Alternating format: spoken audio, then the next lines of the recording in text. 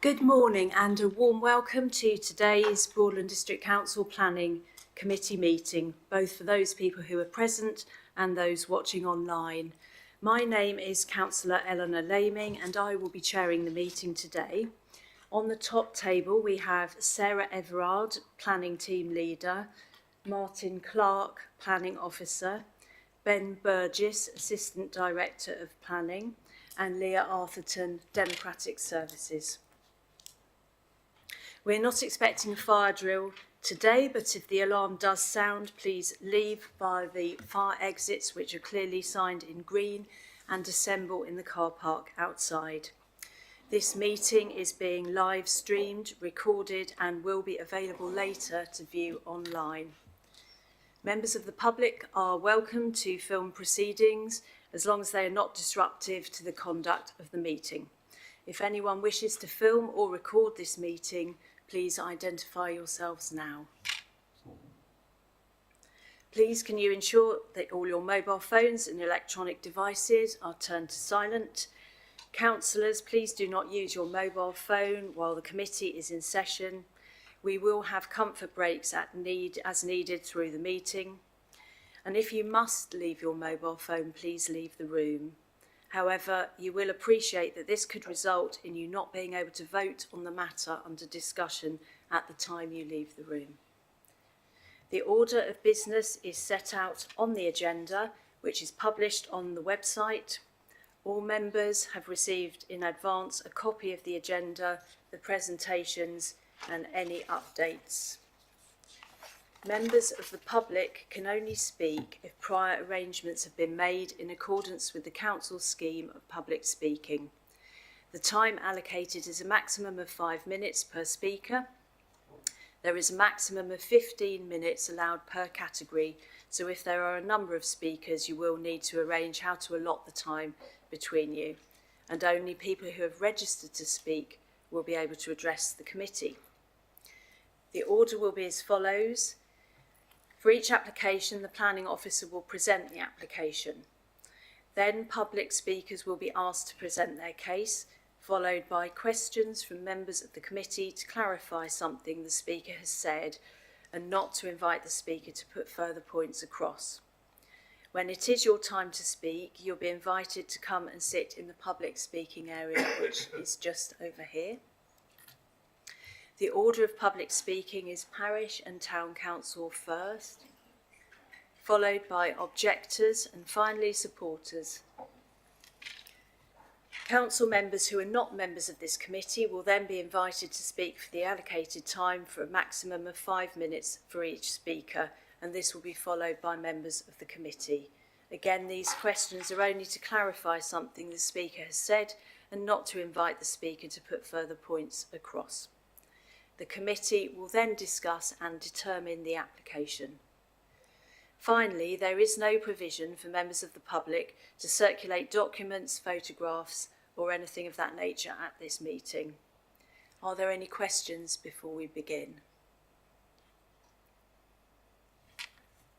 Thank you. So the first item on the agenda is, do we have any declarations of interest? Councillor Copleston. Thank you very much, Chair. I'm the member for Horsted with Stanning Hall, and I will be speaking on that matter, and I'll remove myself from the room for that item 4.3. And then I would also like to declare that the Plumstead and Poswick applications are within the watershed catchment of the Broads Internal Drainage Board, and I am a board member. Thank you. Thank you. Councillor Baby. Thank you, Chair. Regarding the application one, I was there in the town council when the application was initially considered. However, I haven't made any comment or involvement in the decision-making process. Thank you. Thank you. And Councillor Brennan.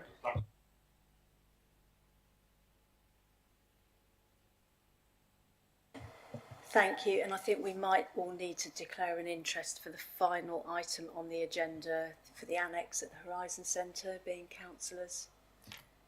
In relation to the bill. Any other declarations of interest? No. Thank you.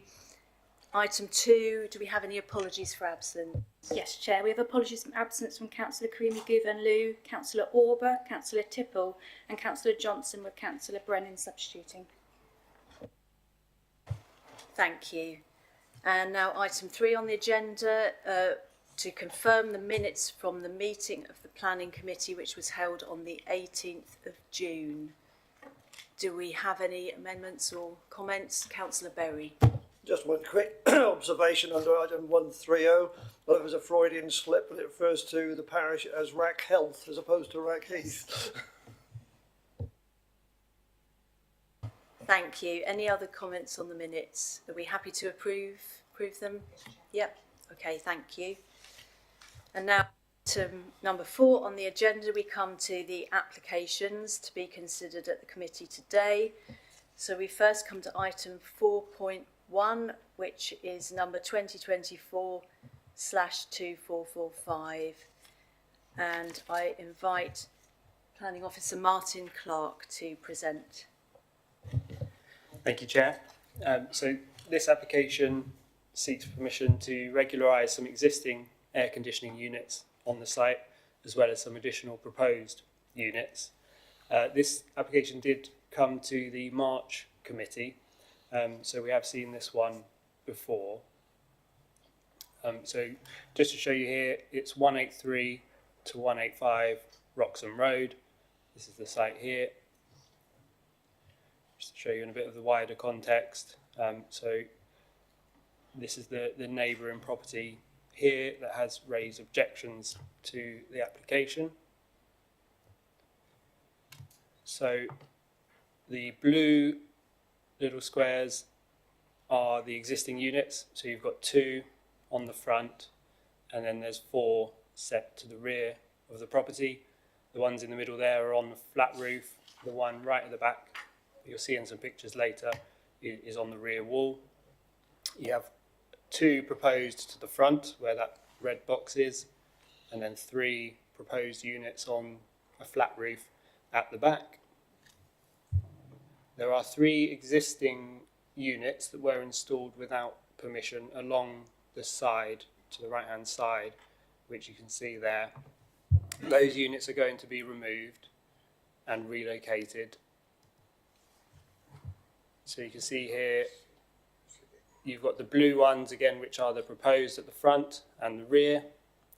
2 new proposed units on the front, and there's the 3 sort of in front of each other on the flat roof area there. And then there will be 2 further units relocated from, you can see on the bottom image there, you've got the 3 units along the side in black. 2 of those will now be relocated, as you can see on the image above, facing the rear, and 1 of those units will just be removed entirely. The previous decision at the March committee was to delegate authority for us to approve, subject to those units being moved further to the rear, and adding acoustic enclosures to reduce any noise. Following the meeting, the applicant has confirmed that they can't move the units further back because they simply wouldn't work. The rooms that they are serving, the pipe work would be too long, so they just wouldn't be able to function, so they can't physically move them any further back. They did explore the use of enclosures. The cost of this would have been prohibitive, and there was no guarantee that it would actually have any significant impact in terms of reducing the noise. Obviously, it would still need to allow airflow for air conditioning units, so there's no guarantee it would actually reduce the noise output. As a compromise, the applicant is removing 1 of the units from the proposal. So when we saw it last time, the 3 units that you can see along the side there above the windows, they were all going to be relocated.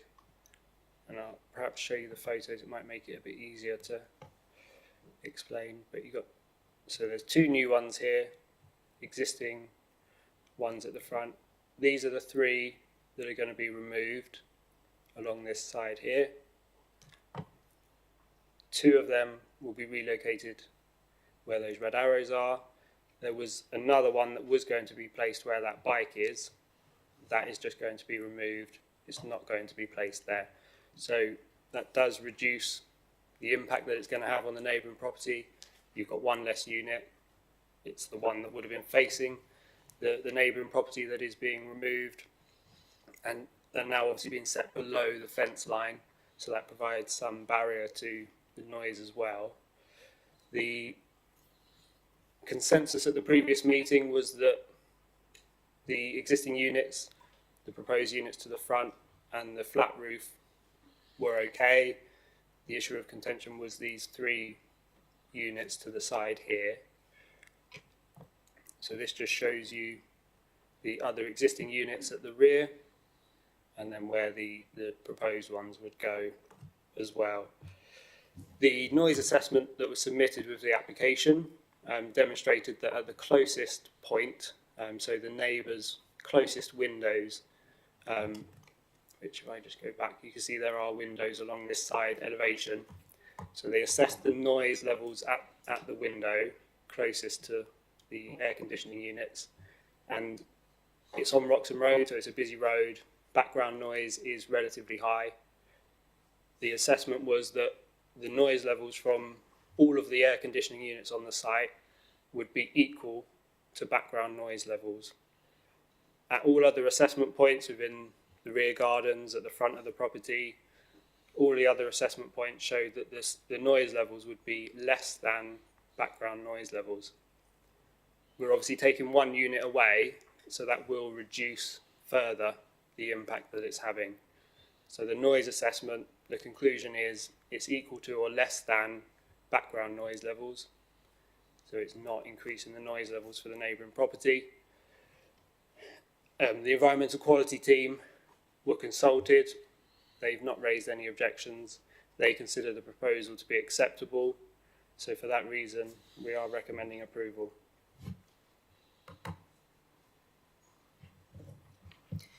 Thank you very much for the presentation. Do any councillors have questions for the officer? Councillor Copleston. Thank you very much, Chair. I just wondered, this is a business, it's a dentist, it doesn't operate overnight, I presume. Would it be something to reassure the neighbours if it was conditioned that these closest to the boundary must be switched off overnight between maybe 8 o'clock and 8 o'clock in the morning, just to protect the neighbours and give them some, you know, assurance that we are actually considering them, please? Thank you, Chair. Yeah, so there is a condition proposed which limits the hours of use to the opening hours of the dentist. So that is 8 a.m. till 5 p.m, Monday to Friday, and 8 till 4 on a Saturday. So that would be conditioned. I will just add as well, there is a condition requiring that the existing units be removed, the 2 relocated, 1 totally removed, within 3 months if it was approved. Thank you. Any other questions for the officer? Follow that, Chair.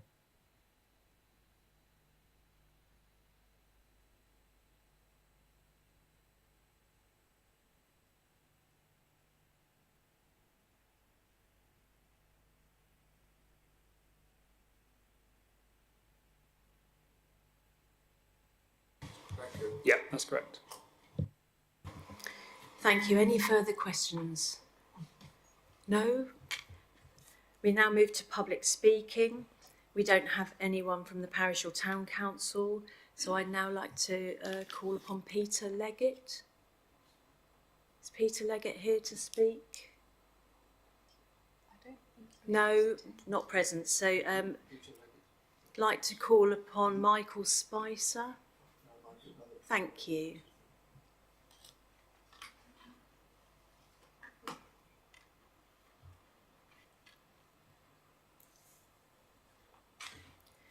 Thank you for attending. You have 5 minutes to speak from when you start, and we will give you notice when you have just 1 minute left. Thank you. Good morning. Thank you, Chair. My name is Michael Spicer of Reed Spicer Architecture, and for the record, I am the agent for the applicant, Zain Shamoon of Friends Dental Practice, and not the applicant, I support the application. My initial involvement on the client's behalf was to obtain planning consent for a 2-storey side extension to 185 Roxham Road, during the construction of which it became clear that several external air conditioning units had been installed without satisfying a planning condition, and to which a neighbour objection had been received.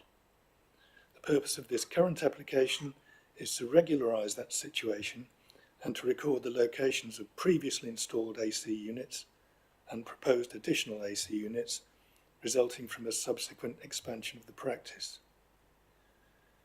It was agreed at the committee meeting 26th of March 2025 that further amendments would be required relating to the repositioning of the 3 AC units facing 187 Roxham Road to the rear and installing acoustic enclosures.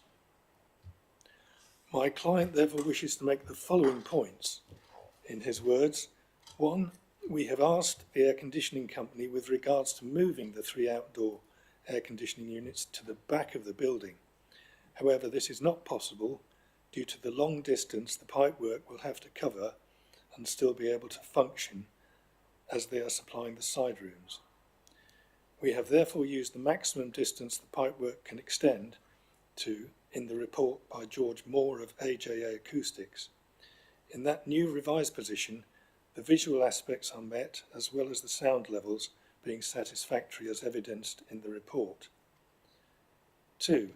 Acoustic enclosures cost in the region of £5,000 plus VAT each to install, with the necessary pipework by a professional company. Furthermore, there will be ongoing additional costs for maintenance. We consider the cost versus benefit does not make them viable. According to Jim Shaw from Acoustic Enclosures, he says, I have read the report and can't find anywhere where they say that enclosures are needed. You really do not want enclosures if you don't need them. Single unit enclosures cost in the region of £5,000 plus VAT. Jim Shaw is a chartered engineer, a member of the Institute of Mechanical Engineers and a member of the Institute of Acoustics. 3. Roxham Road is a busy commercial and residential road. The original report showed that these air conditioning units do not exceed the background sound levels of the road and thus should be satisfactory to use without acoustic enclosures. As regards the objections, we believe the sound levels produced by these outdoor units have been exaggerated and emphasise the fact that they are not in operation outside the practice working hours or at weekends after Saturday afternoon. 4. This application has been under consideration since the 23rd of August 2024, and in order to progress this application to a conclusion, we are prepared to forego one of these 3 air conditioning units, which hopefully goes to show our willingness to further compromise and cooperate with the planning authority to find a mutually satisfactory solution. In addition, we invite the council and committee members to come and see for themselves and conclude fairly on this matter. In summary, Chair, it is my opinion that my client has addressed the shortfalls in the previous application adequately and provided the additional and revised information for several consultations and reconsultations as and when required. My client believes that he is providing a much needed health service to the community and trusts that from today he can continue to do so without further delay. We therefore ask that the committee approve the application. Thank you very much. Do any members of the committee have any questions for the speaker? No? Thank you. Thank you for coming to speak today. Thank you. We now move out of the public session into committee where we discuss and determine the application. So do we have any comments?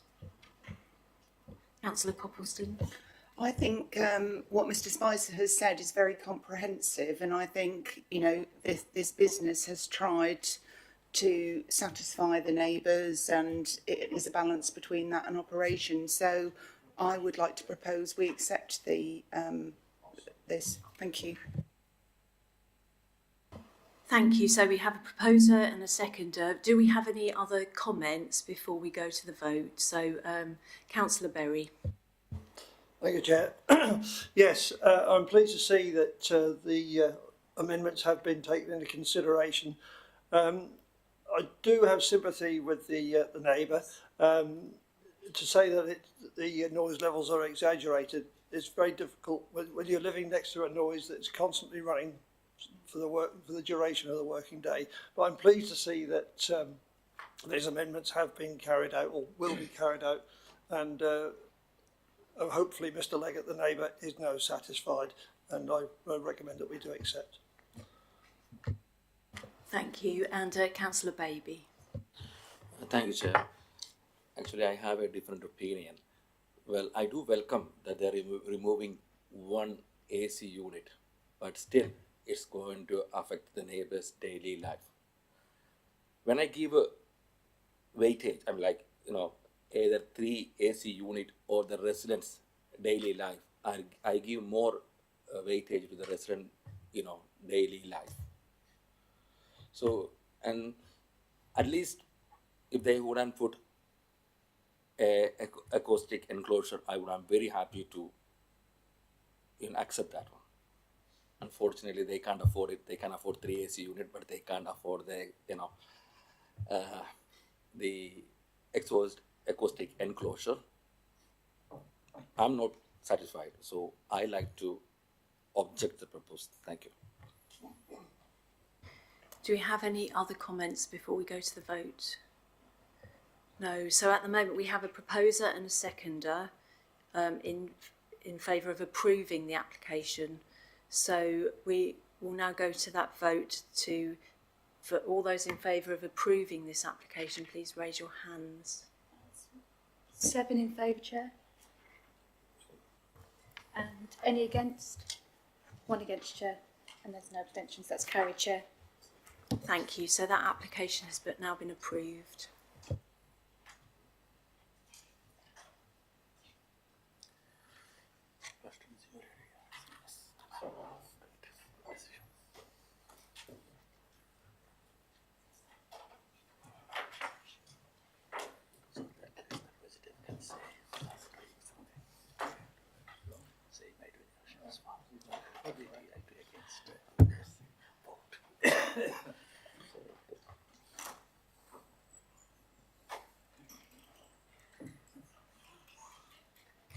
So we now come to the next item on the agenda, item 4.2. The planning application number is 2021-2010 and the location is in Rackheath. And we have Development Manager Tracy Lincoln presenting this application. Thank you, Chair. And thank you for just giving us the time to switch over. So the application in front of you today was reported to committee back in October 2023, where this committee resolved to approve that application subject to a number of listed outstanding matters, but principally to nutrient neutrality being outstanding. That nutrient neutrality solution is now almost at the point of agreement, and therefore we're bringing this application back to you to resolve any outstanding material considerations. Since that time, we have adopted the Greater Norwich Local Plan, so this is the purpose of it being reported to you today, to focus on any material changes and really those small key areas in the Greater Norwich Local Plan. I am just going to refresh your memory of the site very briefly. I'm not going to dwell on that because you've all seen it in some detail. So just to remind you, this is the application site.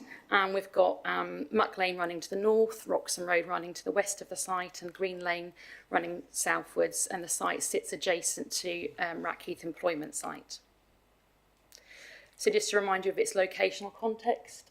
So you think you're seeing the mouse. So the application site sits within that brown hatched area to the north, which is an extension of existing Rackheath, and this plan just shows you the extent of the Growth Triangle Area Action Plan and the growth that is coming forward, some of which has been granted and obviously some of which is still to come forward. So this site sits within that allocated growth area. So again, I've just zoomed in. So the orange on this screen is the application site that you're considering today, which has been overlaid on that allocation policy area. You can see sort of the wider rural context to the north and to the west of the site, and the employment site, which is adjacent to the application site to the south. So Rackheath sort of sits to the south, south-east, and Sow House to the east of the site.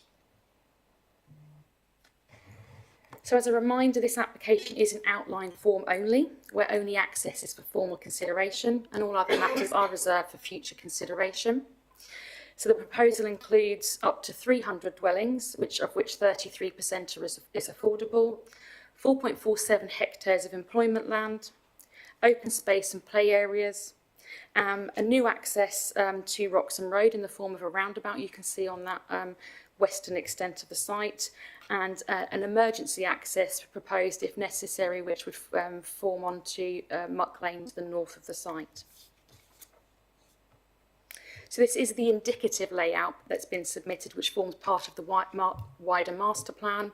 I think as we picked up previously, this is an outline application, so the exact layout and how this will be brought forward will be subject to a reserve matters application, but this gives you an indication as to how the site could reasonably come forward. I'm going to show you some brief drawings. So that is just the 4-arm roundabout that's being proposed on that western boundary of the site. So the site area is to the south and bottom of that picture.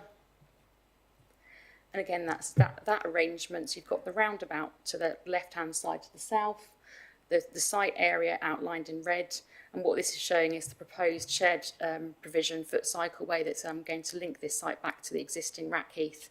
As you will recall, there is a number of connections that are being proposed through the wider GT16 allocation. In the event this comes forward in advance of that, obviously we need some connection back to Rackheath, so that provision enables us to do that. Just a quick canter through some photos. So this is running south along Wroxham Road, and your site is, so you can see Muck Lane to the left and the site is behind that. So you can see the tree-lined strip there. Sorry, the cursor doesn't work, and the hedgerow frontage along Wroxham Road. So that's looking eastwards along Muck Lane. So the site is to the right behind that treed hedged verge. Now we're looking north along Wroxham Road, standing at Hilltop Cafe, and so the site is actually behind that large overgrown hedge area, so that'd be to the right of the image. We're now on Muck Lane, looking across the site back towards Hilltop Cafe where we stood, and there's an existing tree belt within the existing application site. You can see to the left-hand side of the screen.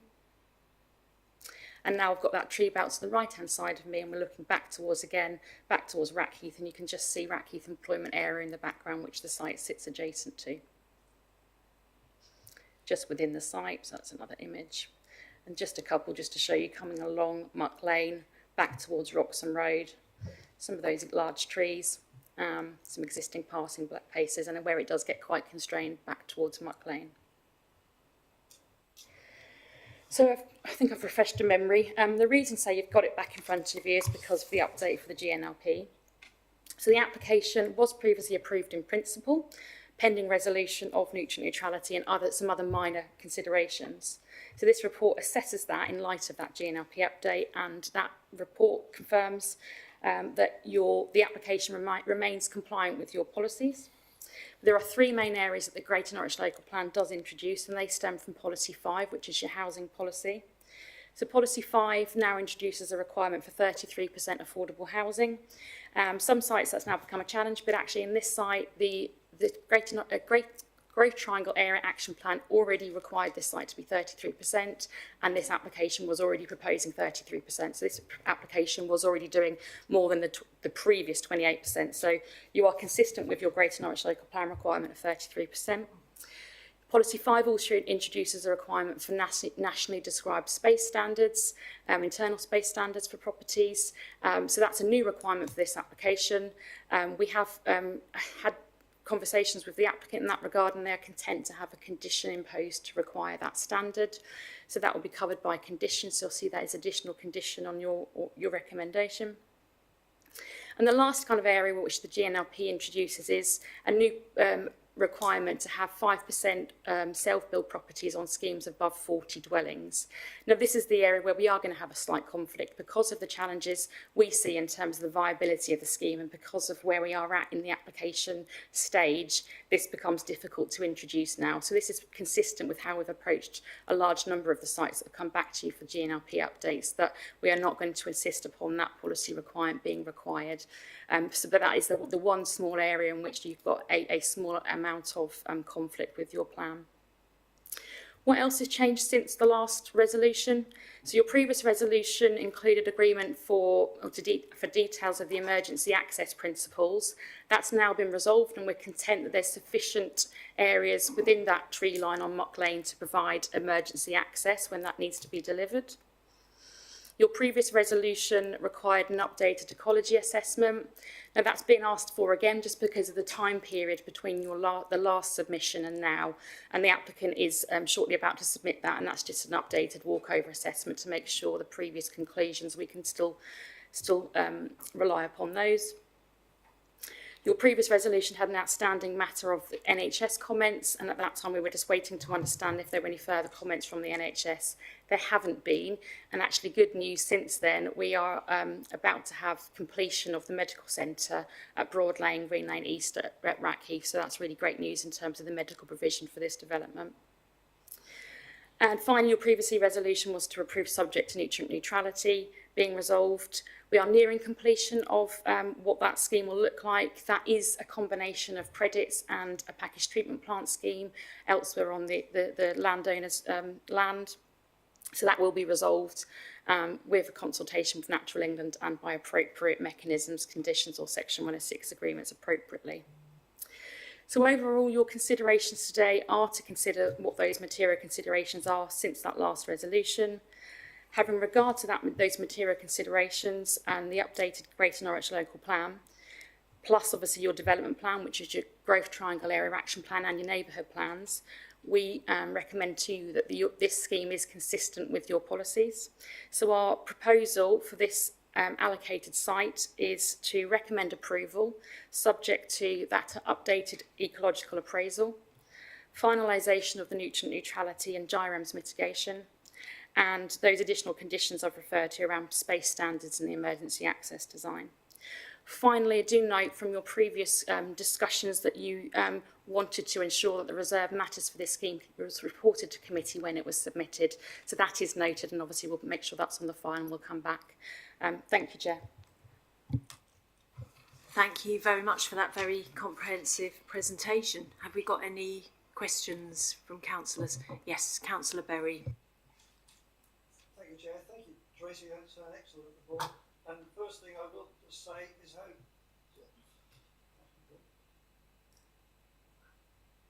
Oh, sorry.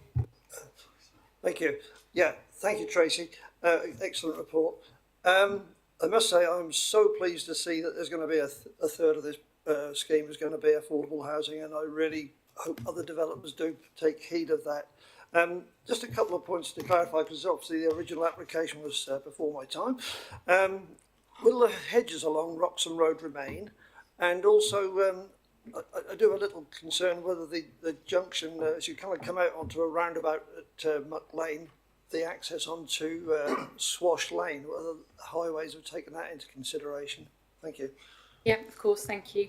In terms of that hedgerow, yes, it will need to be removed because the roundabout basically will take out all of that. What we are requiring by condition is for that hedgerow to be, a hedgerow to be replanted behind that new roundabout and along that site boundary, which is a condition on the planning permission and will form part of the landscaping scheme when it comes forward. In terms of the roundabout design and kind of is that suitable around various other existing junctions? Absolutely yes. So the Highway Authority have been provided for this scheme and obviously the wider schemes significant transport appraisals to assess the highway implications and designs for this, and they are content that this is the right design solution. Thank you. Councillor Copleston. Thank you, Chair. Tracy, thank you for your presentation. I think I have seen this before, but it's a great scheme and it's lovely to hear that they've achieved 33% affordable homes. My question was to do with the employment land.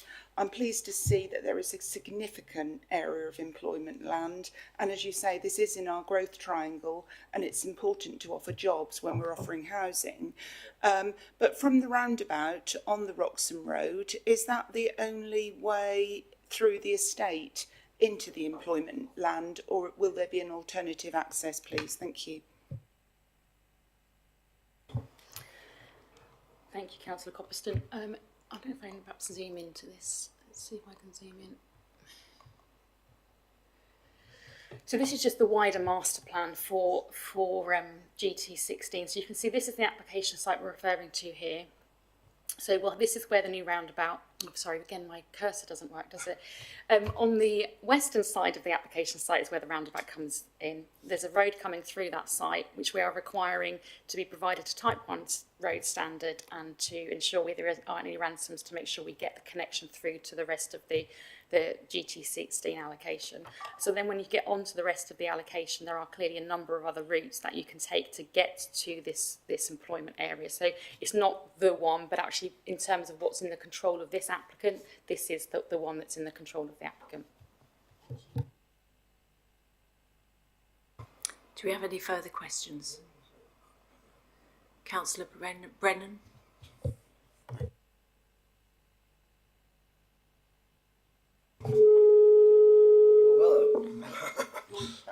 I did raise this when it was previously considered.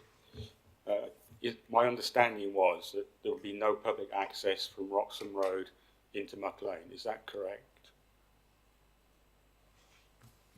Correct. So in terms of the wider site, Muck Lane will be downgraded eventually to a pedestrian cycle provision. So obviously the only requirements for this scheme is in advance of those connections coming through to the wider allocation, there's a requirement for an emergency access to be created. So that's in the event that the main access has some fatality, closed or whatever else that might be, and you have to have an alternative access from the site, that emergency access along Muck Lane would be opened and utilised for residents to get on and off the site. That's the only scenario. Once then we've achieved the access through the rest of the development, then that would be closed off and it would be a pedestrian provision only. So you will be able to get access from Roxham Road to Muck Lane beyond the closure point. Is that correct? Because you've got to remember that you've got a 9-foot height limit bridge further along Muck Lane coming into. Sorry, further along within the development, absolutely. Contained within this development, north-south across Muck Lane, you're not going to be able to cross from this particular part of the application site. Once you get onto the wider development, then absolutely those movements north-south are coming through the rest of the GT16 allocation to get up north to existing employment, etc. So you'll be able to get access to the railway station car park? Correct, yeah. Through the rest of the development, yes. And there'll be no restriction on large good vehicles because you've got a training centre that uses part of the land. Yeah. You've got the plant hire business. And a number of those vehicles I would say would not get under a 9-foot height limit. Plus the bridge itself frequently floats and becomes impassable to conventional vehicles. What I would say is obviously there are very specific arrangements that we're looking at for the main GT16 application, which we're aiming to bring to you sometime before Christmas. That has all of the details in terms of the transport considerations around, one, ensuring we maintain access to those employment areas, and two, managing those the relationship with the existing bridge, etc. So that is all, there are design solutions to that in terms of the connectivity around that. I guess the scheme in front of you doesn't deliver those things because it's not commensurate to that and it doesn't control that. So this absolutely does not prejudice those things happening and being appropriately resolved. Thank you. Councillor Clancy. Yeah, my apologies, Tracy, coming in a bit late on this. Can you just illustrate on your large master plan, the access and the egress to the site, taking on board what you just commented about prejudice in the further development of the area, but can you just highlight on there where the access and egress to the site is, please?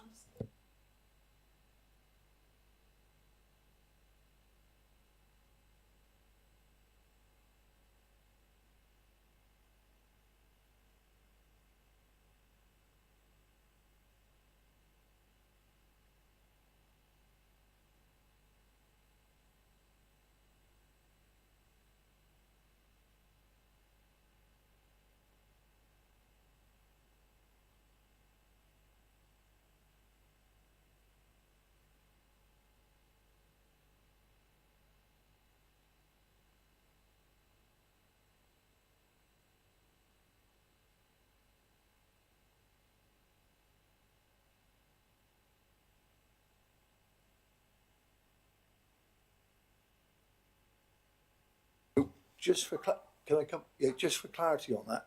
So there'll be like a, for want of a better word, a spine road come through the centre of the site, where you said. So will there be potentially any other access or egress, or will it be just a single road through the site?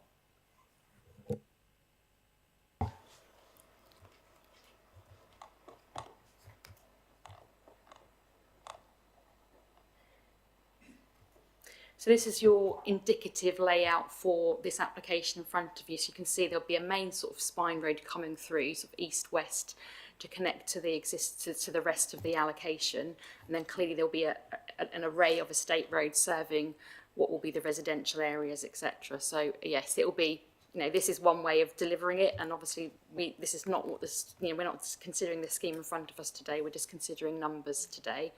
But there will be an arrangement of different road to serve that development. But that's the only connection point from A to B through the development.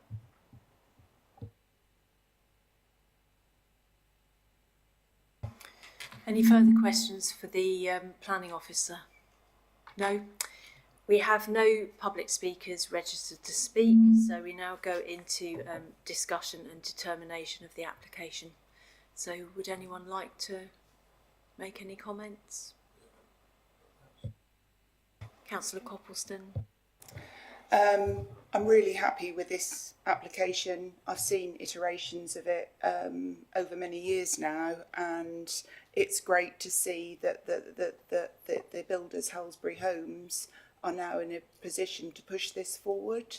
As Tracy said, we've got our medical centre, which is just opening, so I think it's great that we are going to start building shortly, and 33% affordable homes is an amazing amount. I think with building costs heading upwards all the time, with rising inflation and pressure on businesses, I'm really pleased that it's a local developer coming first on this site, and I'm really encouraged that we've also got the balance of employment land. So I would like to recommend that we approve the site. Thank you. Thank you. We now have a proposer. Do we have a seconder? Yep, Councillor Mear, thank you for seconding. Before we go to the vote, do we have any further comments? No, I mean, I completely agree with Councillor Copleston. This is an even better plan than came before us in 2023. We've seen the improvements in the light of the GNLP, so I'm really happy to approve it. So we'll go to the vote. I'll just read out the recommendation to just clarify what we're voting on. So it's to authorise the Assistant Director of Planning to approve, subject to a Section 106 and the imposition of conditions necessary to make the development acceptable as set out in this report, and any further necessary at the discretion of officers in completing any decision and resolving key issues. So would all those in favour of approving this application please raise their hands? Chair, that's unanimous for authorising director. Thank you very much. So that application is approved.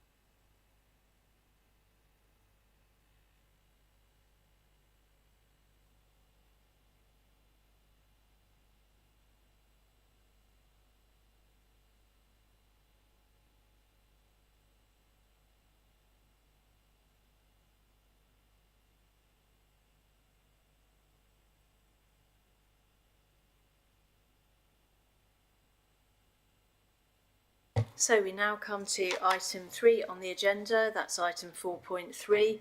It's planning application number 2024/0291, and the application is in Horsted with Stanning Hall. And we have Planning Officer Ellie Yarham, Senior Planning Officer, presenting the application. Thank you, Chair. Morning, members. So this application, reference 2024-0291, is seeking change of use of land from agricultural to residential amenity use, which has already taken place, the retention of new gates and walls at Hall Lane access, the retention of an outbuilding which has been used for agricultural use, a proposed outbuilding for domestic use, which has not yet been installed, as well as the installation of a ground-mounted solar array, which also has not been installed. The site is at Longfield House, Norwich Road in Halstead with Standing Hall. So this is just an aerial image showing the application site in context.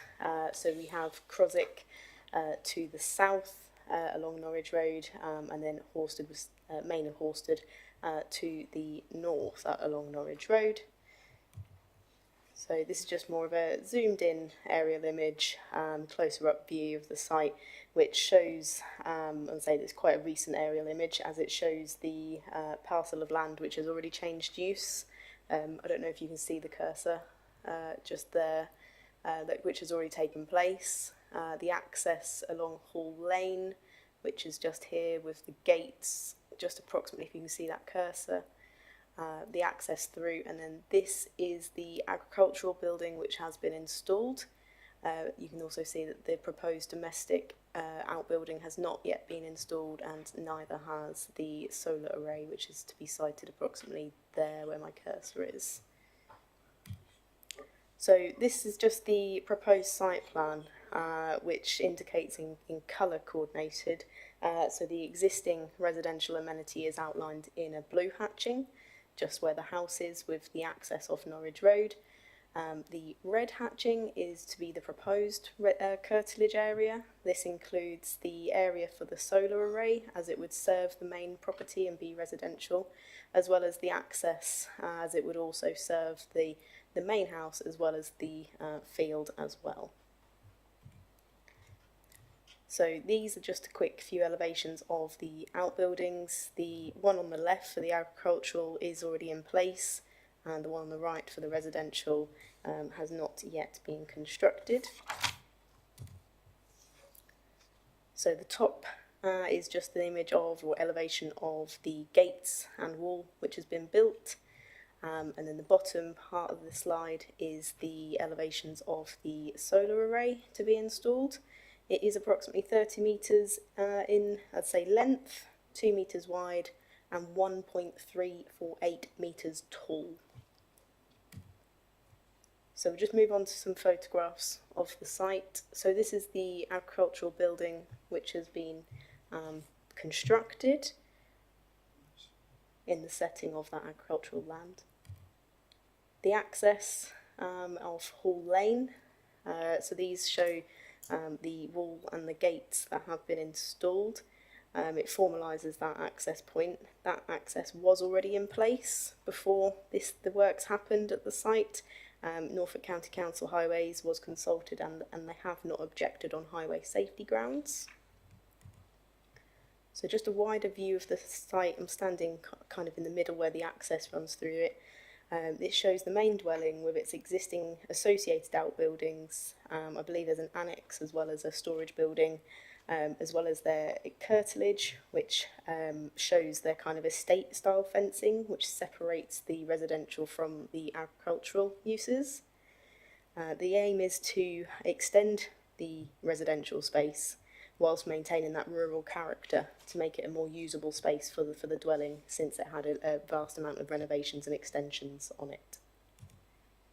Just a closer up image showing that a relationship between the existing outbuildings and the land that has changed use with that fencing. You will see from there the land levels do change, and they've tried to say reflect that with the outbuilding to be proposed just in this area at the top on the left, as that is a flatter section of that land.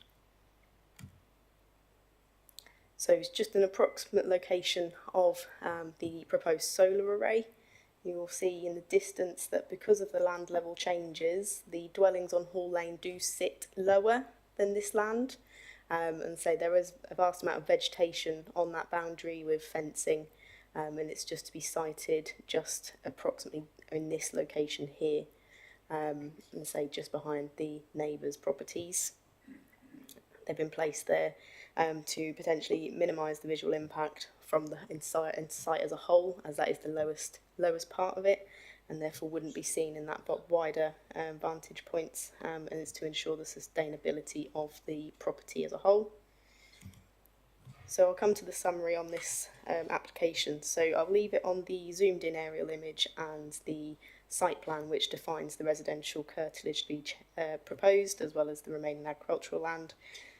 This is considered to be a modest and appropriate extension to the curtilage for the dwelling at Longfield House, with limited landscape impact and limited amenity impact. Therefore, we consider the application is acceptable in principle, subject to the conditions listed within the report. Thank you. Thank you very much for your presentation. Do we have any questions for the officer?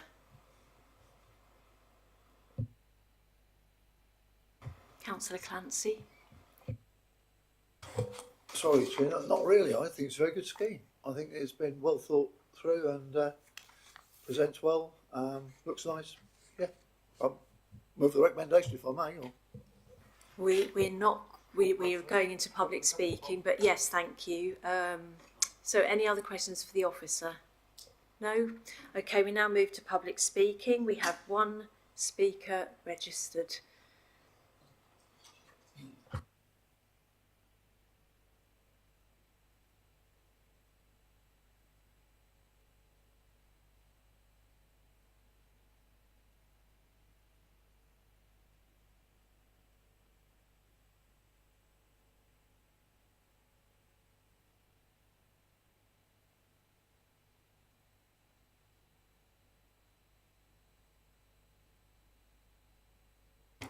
So we have District Councillor Joe Copleston, who's registered to speak on this application.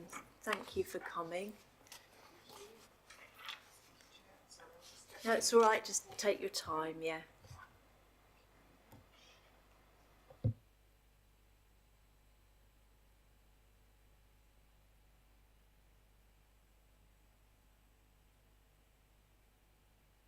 So you have 5 minutes to speak, and we'll let you know when you've just got 1 minute left.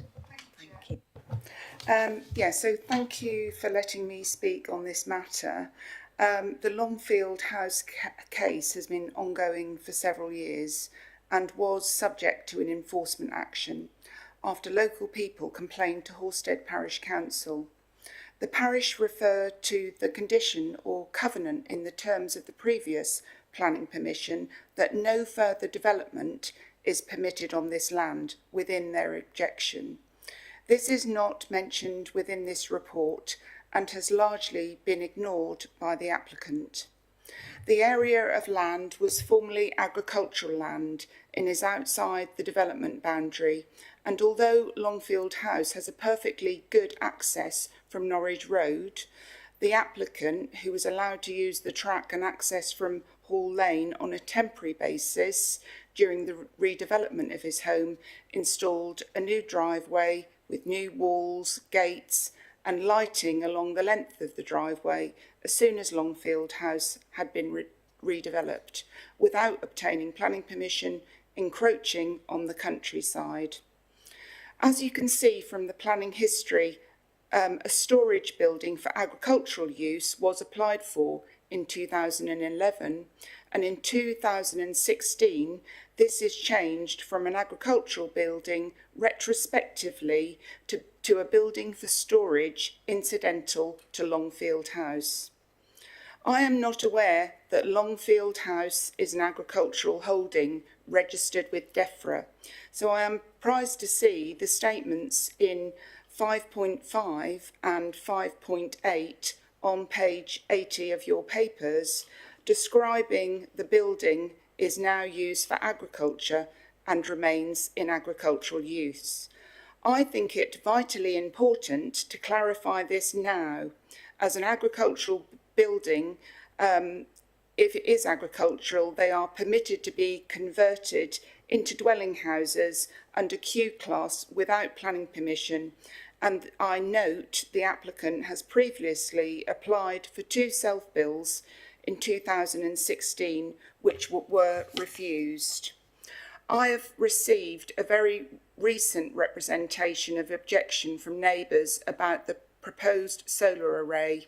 90 panels in total on ground-mounted panels in rows of 3, a height of which will tower over the neighbour's 6-foot boundary fence. Such a large number to supply a single property, and I think with 90 panels, the output from these will be well in excess of 30 kilowatts. And I just want to make the committee aware that a normal sized house would have a 4 kilowatt array on the roof if it was just a sort of normal size. So I would ask if this is a commercial solar development sited on raised landscape ground, which is 25 metres from the boundary, close to neighbouring properties, which accidentally sit much lower within the landscape. And I note that there hasn't been a topographical survey of the site, and I think for such a major development of solar panels, I think we would need to see that to put that into context. This neighbouring objector strongly believes this solar array would be contrary to policy GS3, which requires that the privacy and amenity of neighbouring properties is adequately safeguarded. The former agricultural land at Longfield House has been significantly landscaped into mowed lawns and garden on Hall roads. Walls, new gates, driveway with lighting along its length have been put in. Outside the village boundary, contrary to policy GC2, a vast array of solar panels proposed which will upset neighbours, have a negative impact on the rural landscape and character of the rural village, contrary to policy EN2. I realise this application is extremely complex. I feel the report to committee does not answer all aspects of this application, and far more information should be made available, especially in respect of the large solar array and its siting. I would therefore ask you to refuse this application using the policy I have quoted in this statement, and that is GS3, GC2 and EN2. Thank you, Chair. Would you like to leave, Chair? No, thank you, Councillor. Do we have any questions from the committee for Councillor Coppleston? No? Okay, well, thank you for coming. I think you need to perhaps leave the room while we discuss and determine the application, but thank you for speaking. So we now move into discussion and determination of this application. So would anyone like to begin? Yes, Councillor Clancy. Can I just ask Ali a little bit more? Tell us a little bit more about the solar panels array. Is it, in terms of its location, in terms of, is there any screening? I mean, based on what you said, it seemed to be in a lower position based on the topographics of the landscape. But tell us a little bit more about that. And I mean, I saw the agricultural building, and I saw it as an agricultural building. It's a barn, cart shed. I really can't see quite the problem. But perhaps you could tell us a little bit more about the solar array, because I do think probably this could be the issue of contention in terms of the location on the site plan in relation to other buildings and other premises. Frankly, I don't see much other problem, possibly that. Yep, that's absolutely fine. So the applicant has positioned them here because of the land level changes. They would be seen in the wider landscape. So I think in that sense, it's close to the dwelling as well. So you can add a connection through. They may be able to even sell some back to the grid if there is excess, because there are, there's quite a few in that sense, which is also a benefit to the wider community. And so in terms of the landscape, there is a level change. We can see that from the photographs. So at that point, they are 1.348 metres tall in terms of the actual from the ground to the top. 1.3, yeah, so about that, with a typical fence being around 6 foot, which is your 1.8 metre mark. Plus there is vegetation on I'll show you on this photo here.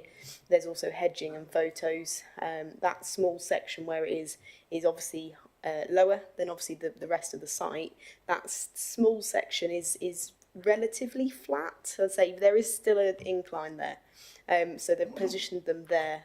One, as it gets quite a bit of sunshine, obviously maximise the solar on that, and again just visual impact, connection to the house.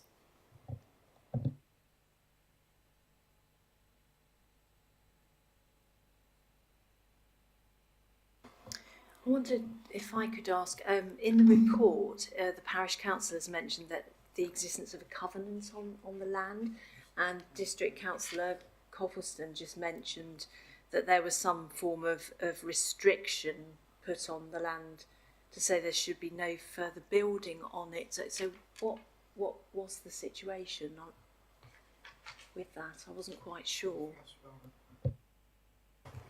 Just to jump in whilst I was just having a quick look, in terms of if it was a covenant on the land, then that's not a matter for planning to consider. That's a civil matter between, well, it's a legal matter, it's not even a civil matter, it's a legal matter. But from our planning perspective, if we've got an application in front of us as well, if there was something that was in the planning permission when it was originally converted, well, that doesn't mean that from a planning perspective that you can't apply for something different anyway in the future. That's the point of planning. Councillor Clancy. Yeah, just to clarify that further, in principle, I don't have a problem, and I totally agree with Ben's ruling as regards to the covenant. But just for clarity, the applicant hasn't given up permitted development rights on their land through any previous 106 agreement. I'm not aware of any Section 106 agreement in that sense. And so even if there was, this application does kind of, it would be restricting development under permitted development routes, but they still have to apply for planning permission.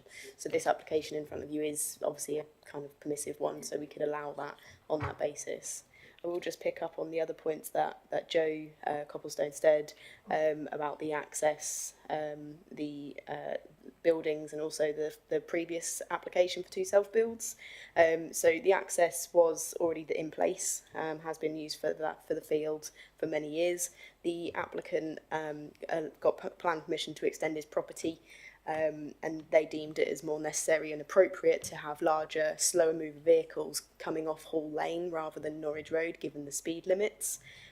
Since then, he has placed into a permanent access and roadway, so he's regularising that as part of this application. Joe mentioned about the previous application for 2 self-builds on the site as well. That was refused permission as well, went to appeal and was dismissed. That mainly on highways grounds as well as some other things. Highways deemed it as inappropriate to use that access for an intensification use. Obviously this application doesn't intensify that use, it's still used for the same site, and that's why there's no objection on highway safety grounds. So if an application was to come forward again for any housing, it would be assessed on its own merits, we'd have to assess it again in consultation with highways, and obviously we'll assess it that way. I think it's unfortunate to see this is a retrospective application. It's not liable for biodiversity net gain, but it seems reasonable to me to extend the immediate existing residential curtilage for the amount that's being proposed. I'm pleased to see there's going to be removal of permitted development rights on the outbuildings and the enclosure structures. And I'm also pleased to see highways have said they won't support the access being used for any future development, future further development. So I would be happy to approve this application. I don't know if we have any more comments at all before we... Yeah, Councillor. Yeah, I think the officers have done a good job, as you just summarised it, Chair, to regularise what we've got. The scheme looks tidy, the scheme looks right. It is an agricultural building. Ellie has addressed the permitted development rights going forward. The access, I don't see, being really honest, I don't see a problem with it. It doesn't impact on other buildings, the area. Terms of usage, again, I think you just summarised and Ali just summarised. I think it's a good application. Yes, it is retrospective, but to be honest, it regularises it and it is okay, as far as I'm concerned. Councillor Berry. Thanks, Chair. As was mentioned earlier, these 90 solar panels, I do have a little bit of an issue with the proliferation of panels going up everywhere. I know this is in comparison with other schemes minor, but I do wonder, I get disappointed when these are all included in one scheme, in one application. And I do wonder whether, as the fact that it's 90 panels required to be on their situation, and this is meant to be to feed the property and the surrounding properties, whether it's necessary to be so large. So I'm just a little disappointed that it's all on one application, in my opinion. Thank you. Councillor Baby. Thank you, Chair. I'd like to propose to approve with the condition. Thank you. Sorry. So we have a proposal that we approve this. We have to go to the vote. Should we go to the vote? So all those in favour of approving this application, please raise their hands. That is 1, 2, 3, 4, 5 chair in favour. Any against? And 2 against, Chair, so that's carried. Thank you. So that application has been approved.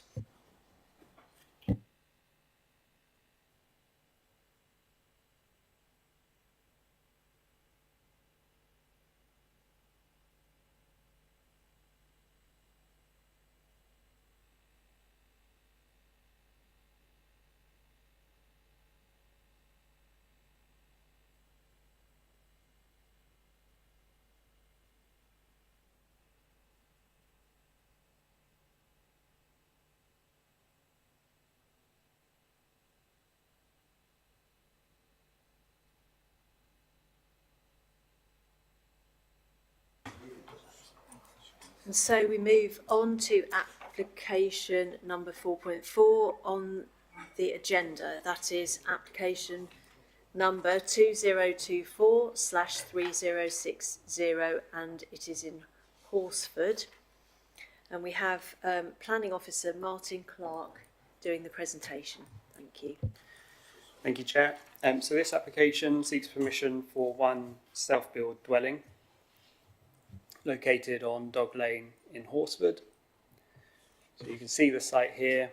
Just to give a bit of history, there was an outline approval granted on appeal in 2021 for 3 self-build dwellings. So that included the land to the east and west. So you can see where we have got a building here to the west. That site did come forward as a full application, and that dwelling is almost finished. The site to the east, there is a current application in at the moment to renew the outline permission because that 2021 permission has lapsed. We can obviously give weight to that planning history, the fact that obviously permission previously has been granted, and obviously consideration that one of those 3 plots has now been developed. Looking at the principle of development, it is outside of development boundary, and because that outline permission has lapsed before this application was submitted, it is contrary to GC2 because it is outside of development boundary. So that's why we're at committee today. As the council can't currently demonstrate a 5-year land supply, we do engage the tilted balance, so we do have to make that assessment as to whether the harms would outweigh any benefits of the development. So this just shows you in a bit wider context. You've got the site here in the middle of, as I say, those 3 plots that were previously approved.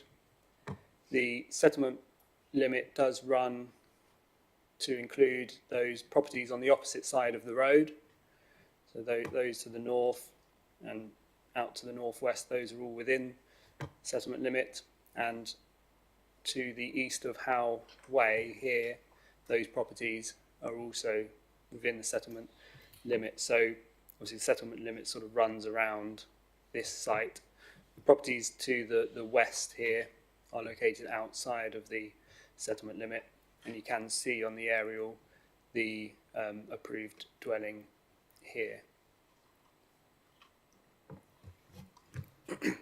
So this is the site plan.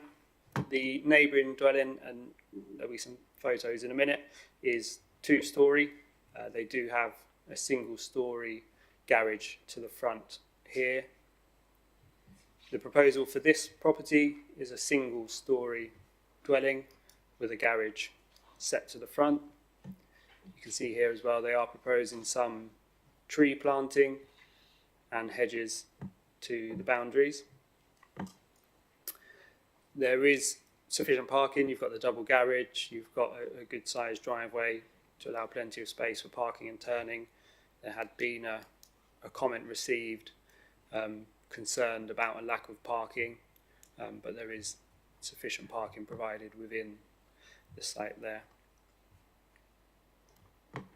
So moving on to the elevations, as I say, single storey. This is your front elevation to the top here. And it's sort of a U shape, just going back there, you see it's a sort of a U-shaped building with a courtyard in the middle there. So in terms of the design, there's a mix of different styles and design of properties along Dog Lane. There's not sort of a consistent character. Some properties are set further back, some sit quite close to the road, so there is a bit of a mixture along there.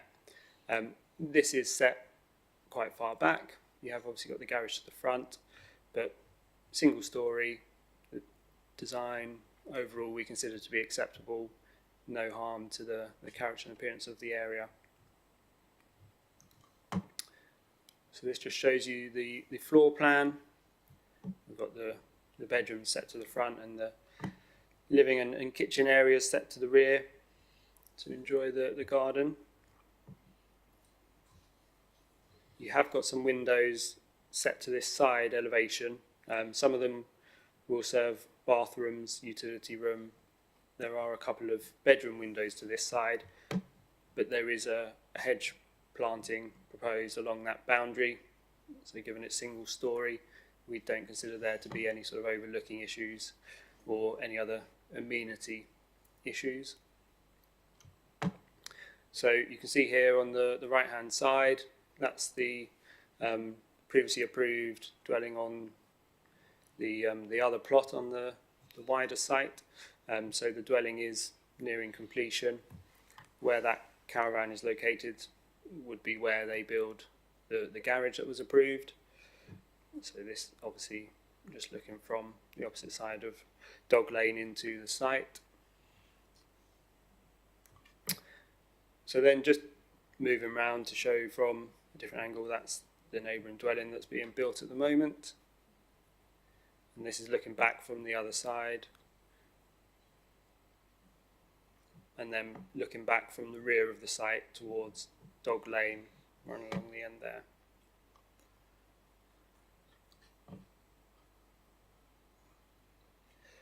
This is the property set to the west of the recently built dwelling, and it just shows that you have got a range of different sort of styles. You've obviously got this garage extending very close to the front of the site there as well. The original scheme did have gables on the garage for this particular one. That was changed to a hipped roof in order just to reduce that bulk at the front of the site.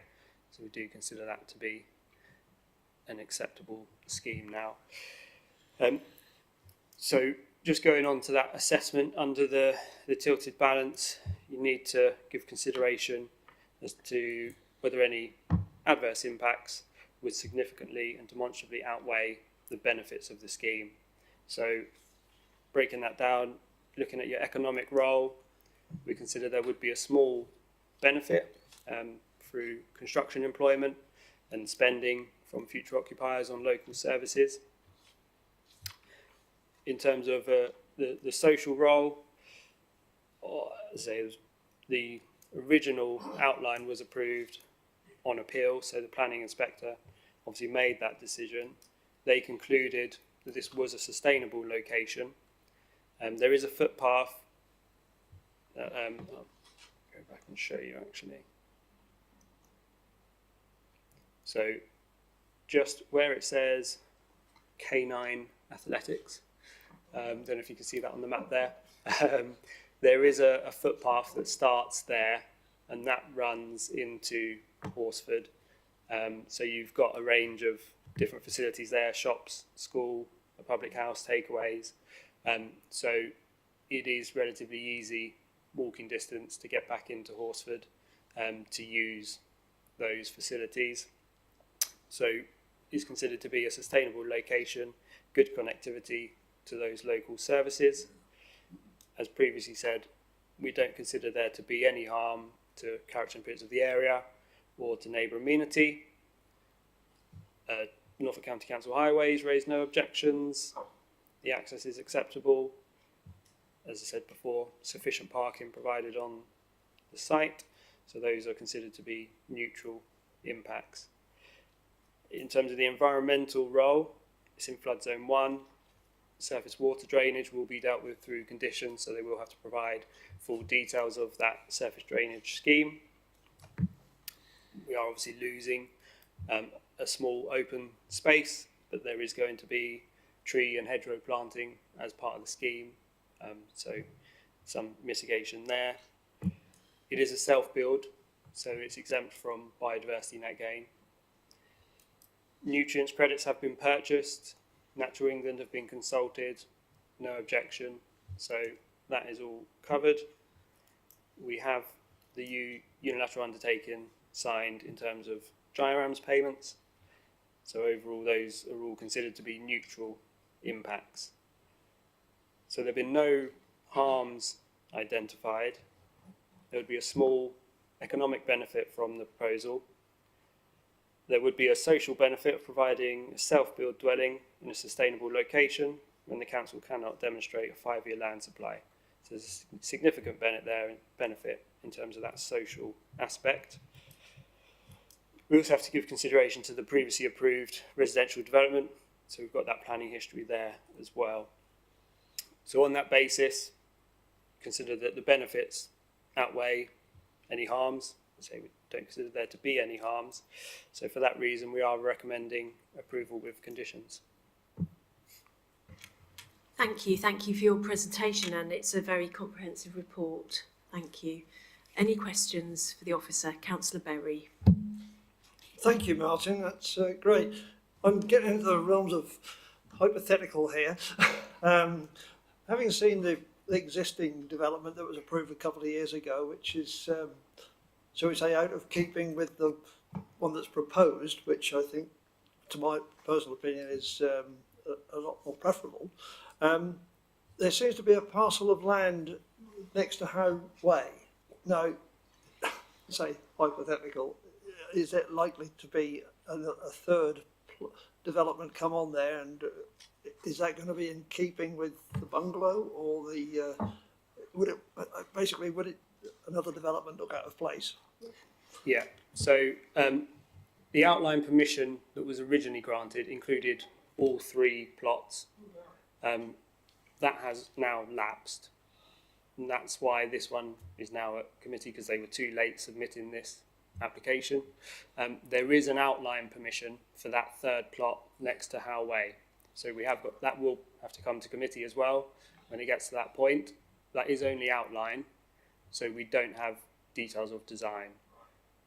The applicant for that one wants to sell that plot to someone to self-build, so obviously we'll have to look at the design on that one when that comes forward. Councillor Copleston. Thank you, Chair. Thank you very much, Martin. I think Councillor Berry has sort of asked my question, really. I was just concerned about the extent of the ownership of the land. There is also an area of green space to the south. Is that within the control of this applicant? And the other thing I wanted to say was, I think this seems an overly large bungalow for the size of plot. There's lots of it developed within the plot, will it have enough amenity space? And that is what I'd like to ask. Thank you.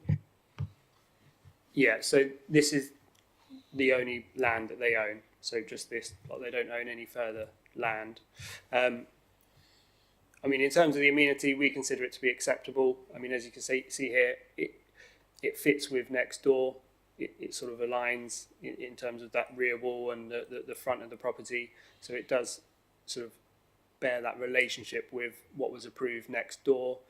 It's a long plot, so you've still got, and it sort of cuts off a little bit at the end of the screen there, I think, but you have got a reasonable sized rear garden there. Sorry, and Martin, could you just clarify that the owner of this plot, is it the same people that own the plot to the east, which is coloured in green? No. Okay. No, so they bought just this plot. Any other questions for the planning officer? No? We don't have anyone registered to speak under public speaking, so we now go into discussion and voting. So do we have any comments, observations? I mean, as far as I can see, this seems fairly straightforward application. I'd be happy to propose that we approve it. Yes, so seconded by Ken. So if no one has any further comments, I'm happy to go to the vote. So all those in favour of approving this application, please raise your hands. That's unanimous, Chair, for approval. Thank you very much. This application's been approved. Before we move on, does anyone need a 5-minute break? Or... Yeah, okay, we'll just have a quick 5-minute break.